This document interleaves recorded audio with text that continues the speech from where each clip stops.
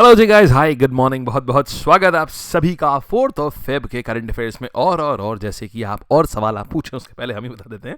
सो यहाँ पर 1 फेब का भी है एंड 3 फेब का भी है, ठीक है। तो सेकंड तो संडे था आपका, तो संडे को ऐसा देश दुनिया में कुछ हुआ नहीं। देश दुनिया बिल्कुल वैसे ही बढ़िया से एकदम अच्छा चलती रही। और देश दुनिया में ज़्यादा कुछ होता नहीं है, तो आपके पढ़ने के लिए भी बहुत ज़्यादा कुछ नहीं है फिर करंट अफेयर में।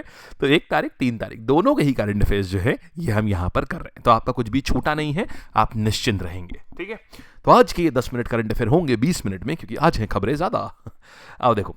अच्छा हाँ, बहुत सारे जब से ये कवच अनाउंस हुआ था ना, उसके बाद से हमारा ये कोई सेशन नहीं हुआ है। तो गाइस, ये जो कवच है ना, ये प्योरली मेंटोरशिप है। ये पर्सनल मेंटोरशिप है हमारे साथ में। अगर आप पूरी तरीके से हमारे साथ में, मतलब आप ये चाहते हैं कि आपका पूरा पूरा दिन एक एक चीज़, आपको किस वीक कितना पढ़ना है, महीने में कितना पढ़ना है, हफ्ते आज दिन में कितना पढ़ना है, वीक में कितना, महीने में कितना, तो ये प्रकार का आप इसमें क्या पढ़ेंगे, कैसे पढ़ेंगे, कितना पढ़ेंगे, एक एक चीज़ आपकी पूरी हम ही तय करेंगे और आपको उसी अनुसार चलना है। तो आप हमारी पर्सनल मेंटोरशिप के अंतर्गत आप जो है ये से मूव करेंगे। ये है कवच, ये मेंटोरशिप प्रोग्राम है। पहली बार ये लैब के ऊपर आया है ये मेंटोरशिप प्रोग्राम।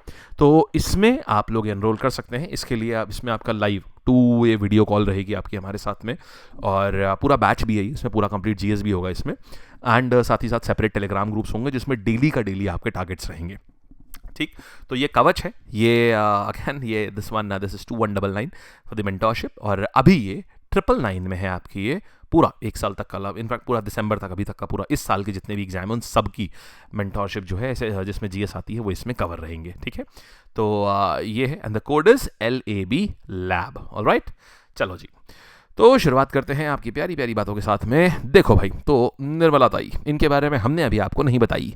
देखिए अब हम बताते हैं आपको। तो बजट आ गया। This budget is no less than a great budget, I would say. बहुत ही प्यारा बजट इन्होंने दिया हुआ है। आप जानते हैं आपकी जब जॉब लग जाएगी, जाहिर सी बात है, आप 8th पे कमीशन पे ऊपर आप जॉब करेंगे जा करके। आप इंडिया के, आप लोगों में ये बता दूं, आप इंडिया के टॉप 2% रिच लोगों में से होंगे। पता है आपको ये बात? इंडिया में 98% लोग जो सैलरी कमाते हैं वो 12 लाख से नीचे कमाते हैं। आप इंडिया के टॉप 2% लोगों में से रिच होंगे, क्योंकि आपका जो पैकेज होगा वो लगभग, जब आप जॉब करेंगे तो आप तकरीबन, डिपेंड करता है आप किस प्रोफाइल पे जा रहे हैं, लेकिन अगर आप लेवल 6 एंड अबव पे जाते हैं तो आपका जो पैकेज रहेगा वो आपका 12 लाख से लेकर 18 लाख रुपए साल का रहेगा। तो डेफिनेटली आप इस पैकेज में आते हैं और आपको कोई सैलरी, कोई इनकम टैक्स नहीं देना है। तो इस बार के बजट की ये खासियत रही है।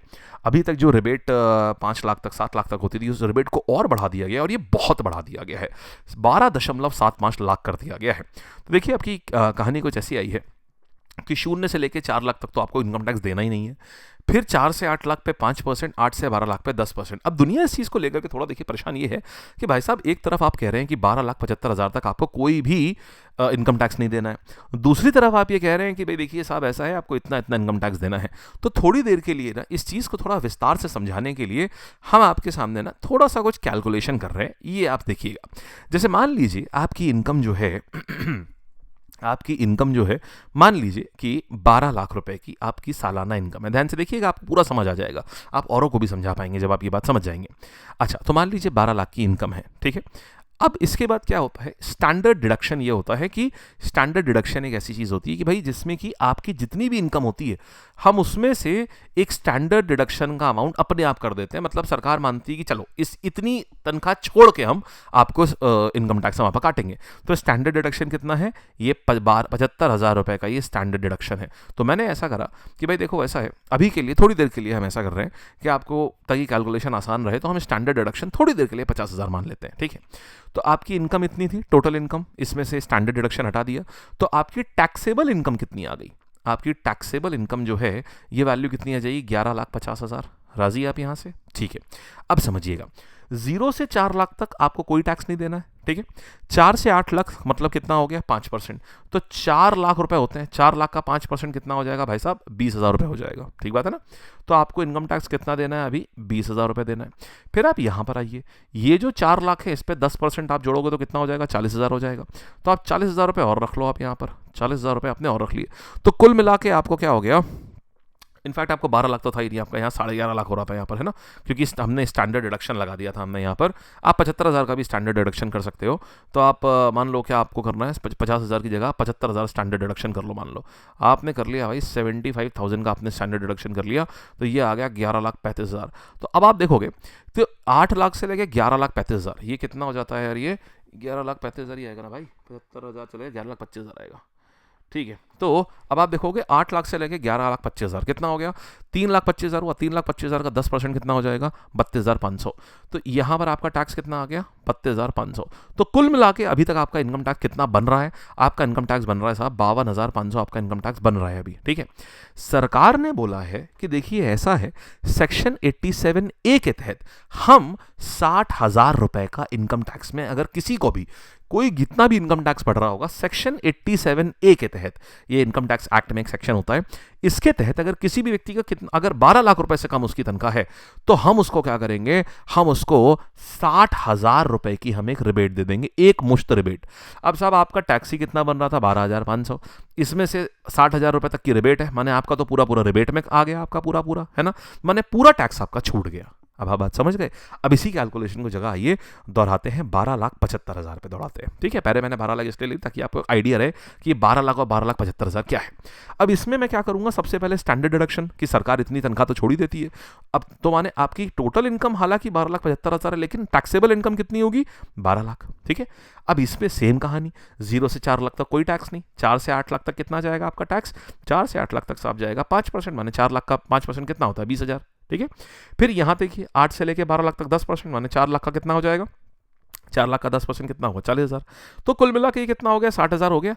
12 लाख की इनकम पे मोटा मोटा बात आ गई कि आपको 60,000 रुपये टैक्स आपको देना, इनकम टैक्स। लेकिन यहां किया क्या गया, सरकार ने बोला देखो भाई ऐसा है, हम सेक्शन 87A के तहत जो व्यक्ति इतना कमा रहा है वो इतने की रिबेट क्लेम कर सकता है। तो 60,000 रुपये हो रहा था, और सरकार मैक्सिमम रिबेट जो दे रही है सेक्शन 87A में, वो 60,000 की दे रही है। तो मोटा मोटा आपका टैक्स क्या ऑफसेट हो गया ना, पूरा पूरा, मतलब पूरा पूरा टैक्स खत्म हो गया। तो कुल मिला के आपको 0/सन्नाटा आपको टैक्स देना है बढ़िया बात, मस्त।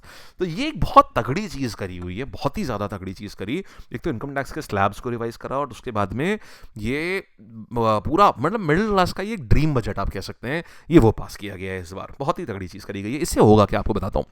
अब आदमी की जेब में जब पैसा बचेगा तो आदमी क्या करेगा, पैसा खर्च करेगा। तो ये पैसा खर्च करके क्या करेगा, बेसिकली अब इतने सारे लोगों का इनकम जो है, मतलब बेसिकली खर्च करने की आदत बनेगी। लोग पैसा खर्च करेंगे तो क्या होगा, जीडीपी में ग्रोथ आएगी, जॉब्स क्रिएट होंगे, ये जीडीपी ग्रो करेगी, इकोनॉमी ग्रो करेगी, ये फायदे होते हैं इसके। आई होप कि अब आप समझ गए होंगे कि एग्जैक्टली कैसे ये पूरी कहानी जो है ये कार्य कर रही है, ठीक है।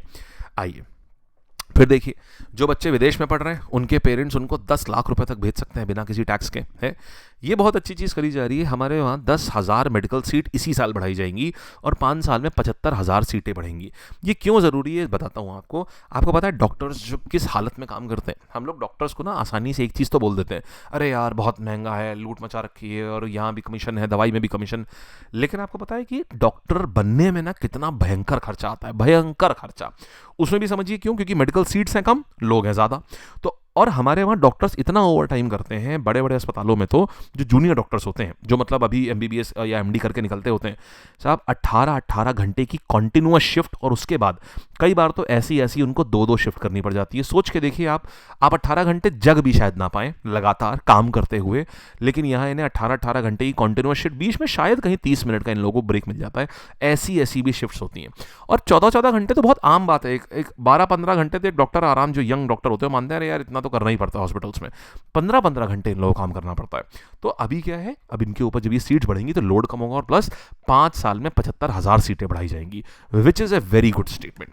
फिर बात करेंगे 5 साल में सरकारी स्कूलों में 50,000 अटल टिंकरिंग लैब बनेंगी। अच्छी चीज़ है, बहुत अच्छी।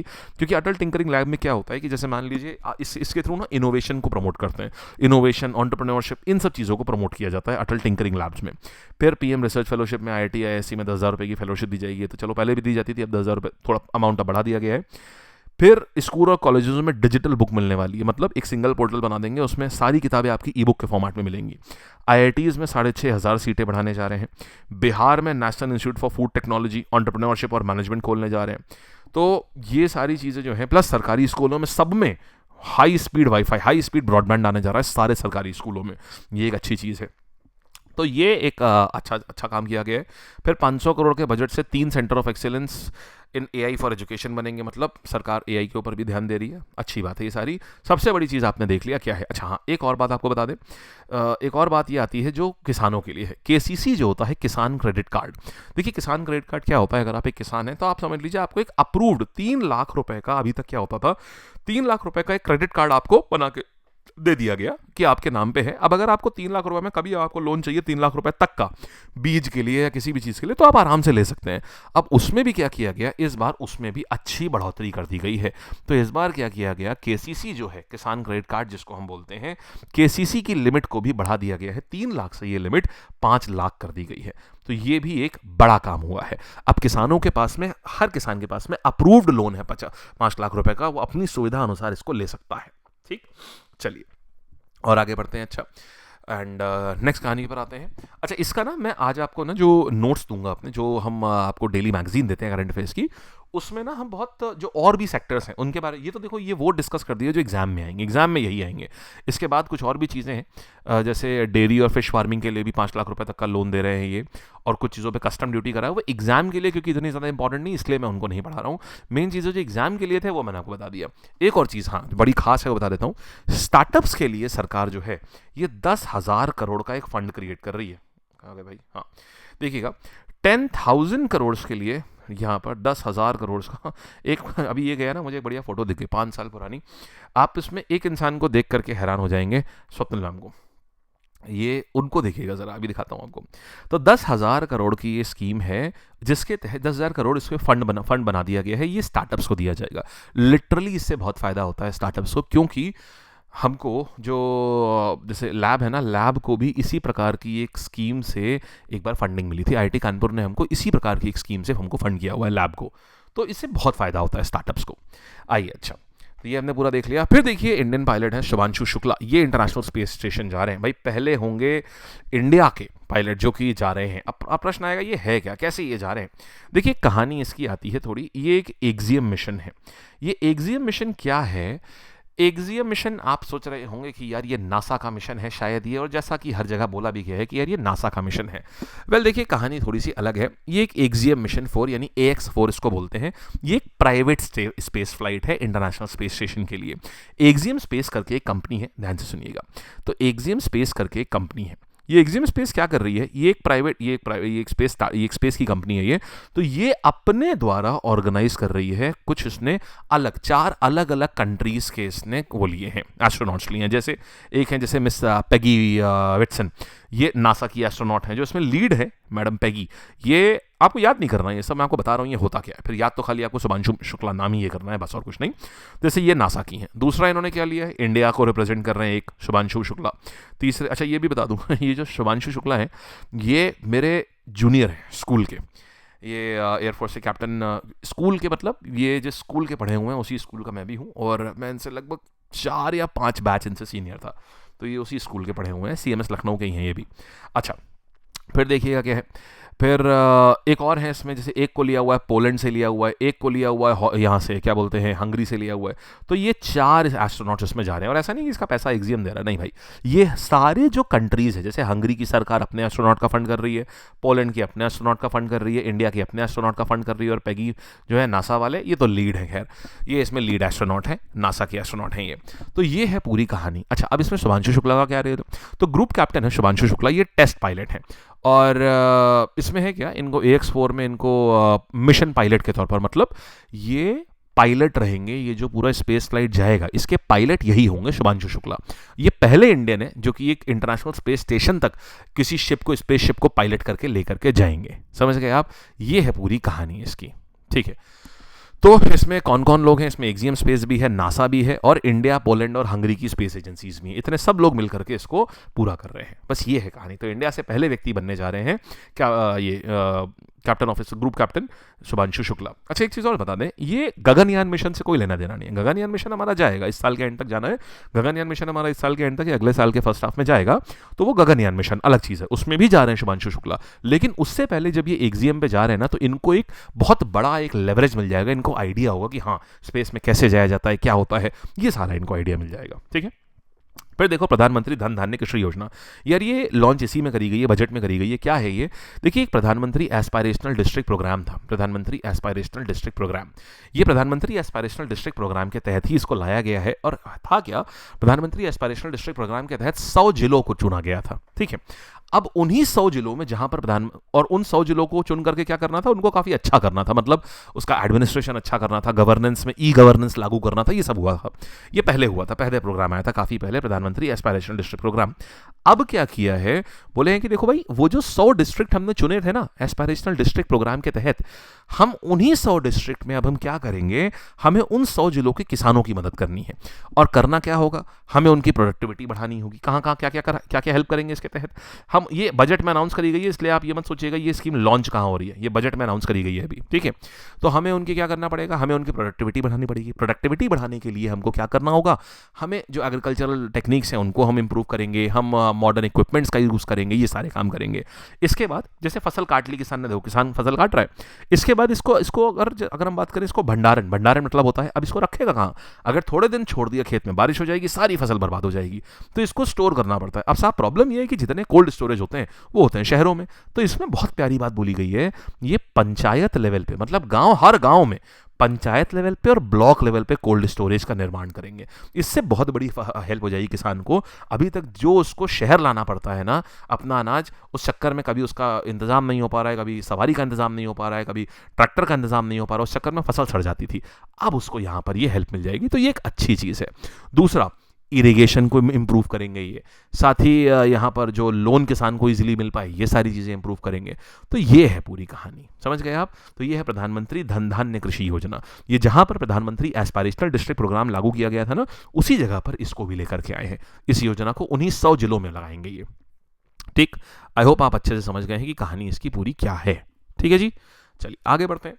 अभी देखो हमारे पास में क्या आ गया, ये मैंने आपको बता दिया पूरा क्या है। Access to employment generation, agriculture, production efficiency को बढ़ाना, फाइनेंशियल असिस्टेंस माने लोन इजीली मिल पाए उनको, ये सारी कहानी करी गई है इसमें। फिर आएंगे यहाँ पर, ये देखिए, पंचायत और ब्लॉक स्तर पर फसल कटाई के पश्चात भंडारण में वृद्धि माने कोल्ड स्टोरेज बनाएंगे यहाँ पर, है अच्छी टेक्नोलॉजीज अपनाएंगे यहाँ पर, प्रोडक्टिविटी को बढ़ाएंगे यहाँ पर, ठीक है। चलिए फिर देखिएगा और आगे बढ़ते हैं हम लोग। इंडिया जो है 4 नए रामसार साइट को ऐड कर रही है। देखो भाई, अभी तक हमारे पास कितने रामसार साइट थे? 85 रामसार साइट्स थे।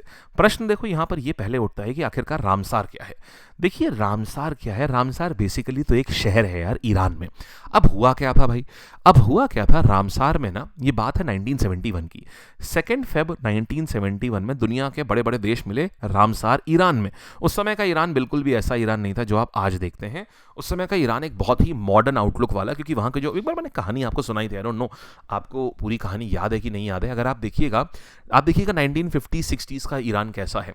उस समय वहाँ पर कोई भी, आप देखते हैं आज वहाँ बहुत प्रोटेस्ट चल रहे हैं ईरान में। बेसिकली वहाँ पर लोकल ईरानियंस ही बहुत ज़्यादा प्रोटेस्ट कर रहे हैं कि जो उनके ऊपर बाउंडेशंस लगाई जा रही हैं, या जो बुर्का और हिजाब पहनने के लिए जो चीज़ें, जिसका इच्छा है बहुत आराम से पहने, बहुत अच्छी बात है, इट्स द पर्सनल चॉइस। लेकिन कई लोगों के ऊपर फोर्सफुली करा जा रहा है। तो वहाँ पर बहुत ज़्यादा आपने देखा होगा, माई बॉडी माई चॉइस ऐसे करके काफ़ी सारे कैंपेन चले थे, वो सब ईरान में हो रहा था। क्यों? तो ईरान में ना एक जो पहले जो प्रेसिडेंट हुआ करते थे वो काफ़ी ज़्यादा यूरोप की तरफ वो झुकाव था उनका। तो और काफ़ी पहले की बहुत सारी पीढ़ियां का ईरान का झुकाव यूरोप की तरफ हुआ करता था। तो पूरा यूरोपियन कल्चर आपको ईरान को देखने में मिलता था। फिर क्या हुआ, उसके बाद वहाँ जो लीडर आए वो स्पिरिचुअल लीडर आ गए वहाँ पर, जिनका झुकाव बिल्कुल उल्टा था यूरोप से। तो उन्होंने बिल्कुल जो proper laws and personal laws and regulations होते हैं सारे उन्होंने वो लागू करने शुरू कर दिए।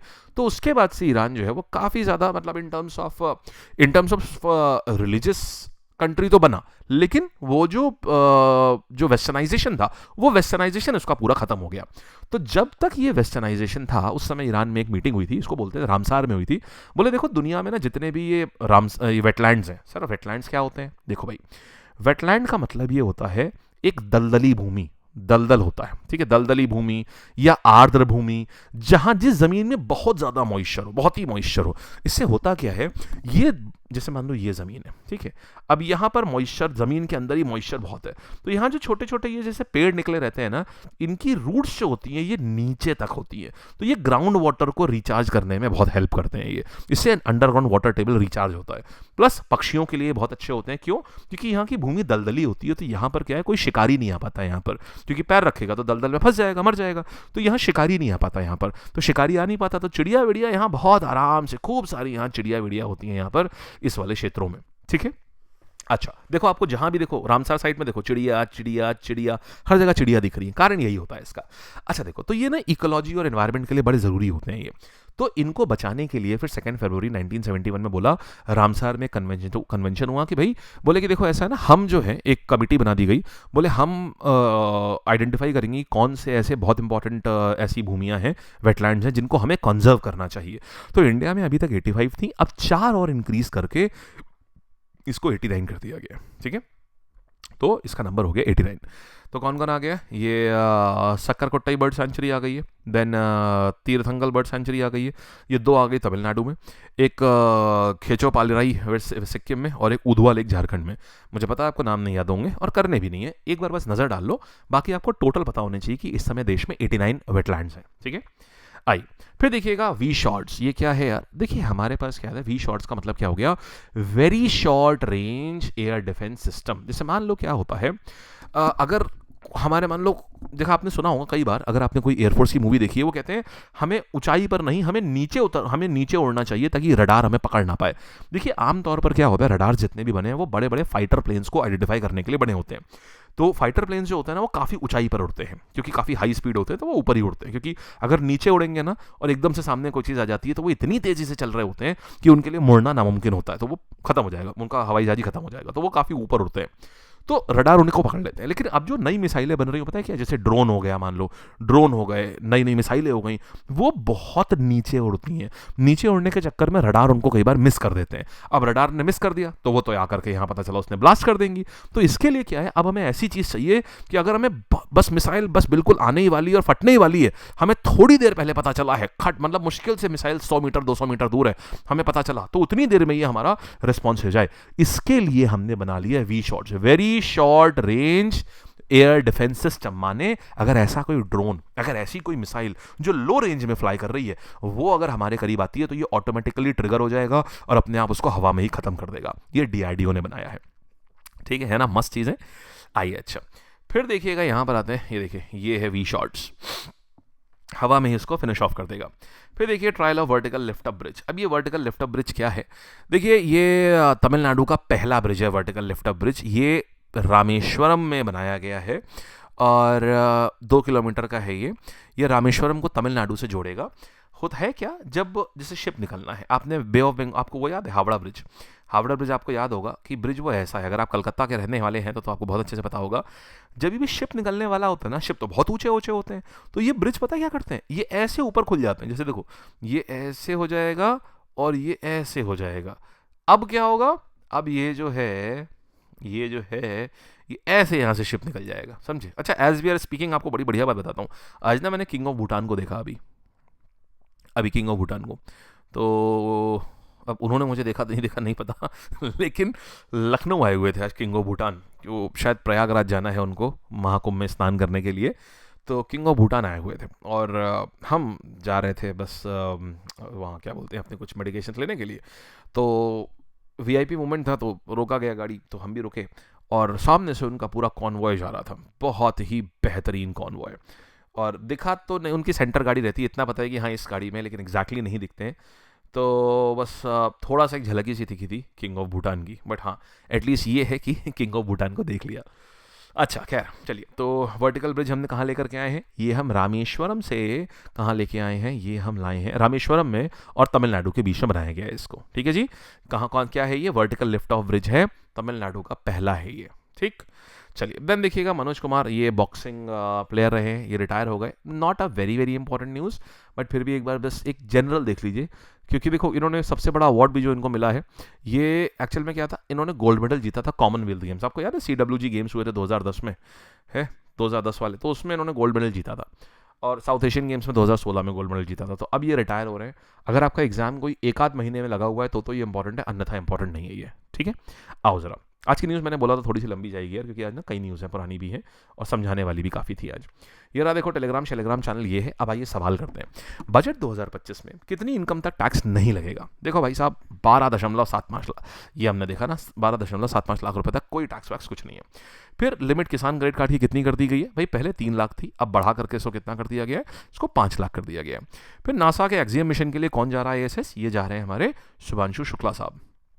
फिर कितने डिस्ट्रिक्ट कवर्ड होंगे प्रधानमंत्री धन धान्य कृषि योजना में, हमने आपको बताया प्रधानमंत्री जो एस्पायरेशनल डिस्ट्रिक्ट प्रोग्राम था उन्हीं राज्यों में लागू करी जा रही है, ये 100 डिस्ट्रिक्ट हो जाएंगे। कितने रामसर साइट को ऐड करा गया भाई साहब, 85 से 89 हो गए, 4 ऐड करे गए। 4 नए रामसर साइट जो ऐड करे गए, इनमें से झारखंड में कौन सा है, तो झारखंड में हमारे पास में कौन सा आ जाएगा, झारखंड में हमारे पास आ जाएगा उधवा झील वाला है, उधवा झील। देखिएगा, DRDO ने किसको अभी किया है, चंडीपुर में, उड़ीसा में, कहाँ पर क्या टेस्ट किया है, V-SHORAD, ये टेस्ट किया है। इंडिया का पहला लिफ्ट अप ब्रिज जो है, जिसका ट्रायल अभी हाल ही में किया गया है, तो वो कौन सा आ जाएगा, तो वो आ जाएगा जिसका ट्रायल अभी हाल ही में किया गया है, वो आ जाएगा यहाँ पर ट्रायल वाला ऑप्शन हमारे पास आया, कहाँ पर, ये पंबन ब्रिज आ जाएगा, जो कि तमिलनाडु में किया गया है, रामेश्वरम के पास, ठीक है। बॉक्सिंग प्लेयर मनोज कुमार, इनको अर्जुन अवार्ड कब मिला है, तो वेल इनको अर्जुन अवार्ड भी मिला हुआ, 2014 में इनको अर्जुन अवार्ड मिला हुआ था इनको, हालांकि लेसर इंपॉर्टेंट न्यूज़ है ये, ठीक है जी। चलिए तो बढ़िया guys, let's WRAP wrap it up, ठीक है जी, मिलता है 10 बजे बढ़िया से। और आप लोगों को जो भी लर्नर्स को ना कवच के बारे में और डिटेल लेनी हो, हम क्या करेंगे, नीचे क्या करेंगे, हम एक गूगल फॉर्म का लिंक डाल देंगे, आप उस फॉर्म को फिल कर देना। आपको कवच के बारे में ना जो भी और डिटेल चाहिए, आप में से जो भी लर्नर्स ने इसको ज्वाइन करना चाहते हैं, ये एक पर्सनल मेंटोरशिप प्रोग्राम है, आप इसको ज्वाइन करना चाहते हैं तो आप इस फॉर्म को फिल कर दीजिएगा, अगर आप और जानकारी चाह रहे हैं इसमें, और आपको टीम जो है वो रिवर्ट करके आपको प्रॉब्लम को सॉल्व कर देगी, आपको इनफैक्ट पूरा बता देगी कैसा क्या है, ठीक। चलिए, all the best then, bye bye, tata, take care. ये GS की बुक किट है, ये भी आप लैब की वेबसाइट से ऑर्डर कर सकते हैं। और करंट अफेयर्स की PDF आप देख लीजिए कहाँ पर मिल रही है, ऐप पे मिलेगी, लैब की ऐप में मिलेगी ये, ठीक है। चलिए, thank you, bye bye, take care, all the best people, all the best. मिलते हैं हम लोग 10 बजे, थैंक यू।